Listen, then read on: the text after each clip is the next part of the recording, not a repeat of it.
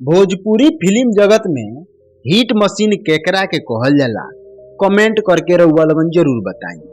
बता दी अपने लगन के कि भोजपुरी सिनेमा जगत के सबसे मशहूर एक्टर, सबसे शानदार एक्टर खेसारी लाल यादव के फिल्म लाडला 2 आ रहल बा। अब खेसारी लाल के लाडला 2 के रिलीज डेट भी के घोषणा भी हो गई बा।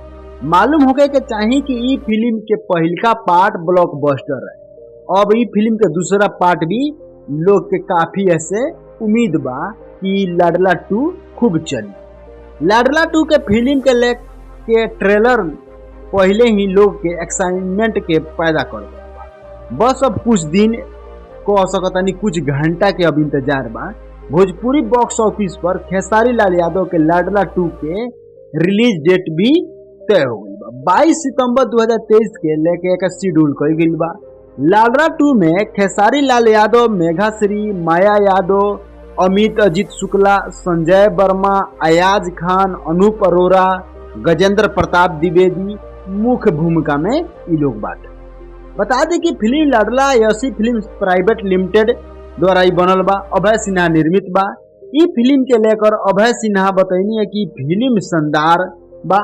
हमरा उम्मीद बा कि दर्शक लोग ई फिल्म के अपना परिवार के साथ मिलकर देखी लो। लाडला 2 पर बातचीत करते हुए खेसारी लाल यादव कहलन कि लाडला के तरह हमार ई फिल्म दर्शक के खूब इंटरटेन करी और आपने सभी से निवेदन बा कि फिल्म अपना फिल्म समझकर देखी, अपना दोस्त और परिवार के भी दिखाई। वो कहलन कि ई फिल्म में कहानी से लेकर गाना, एक्शन, इमोशन सब कुछ नया बा। अपने लगन ई हमार फिल्म के देखी हॉल में और एक बार सेल्फी लेकर हमरा सोशल मीडिया पर जरूर टैग कर। लाडला 2 के निर्देशक परमांशु सिंह डायरेक्ट कैले बन। ई फिल्म 2015 में आई फिल्म लाडला 2 के सीक्वल बा जौन माँ और बेटा के रिश्ता पर आधारित रहे। फिल्म में पहलका पार्ट फिल्म के शूटिंग इंडिया में भइल बा। दूसर का पार्ट के शूटिंग दुनिया के सबसे पुराना शहर लंदन में भइल बा।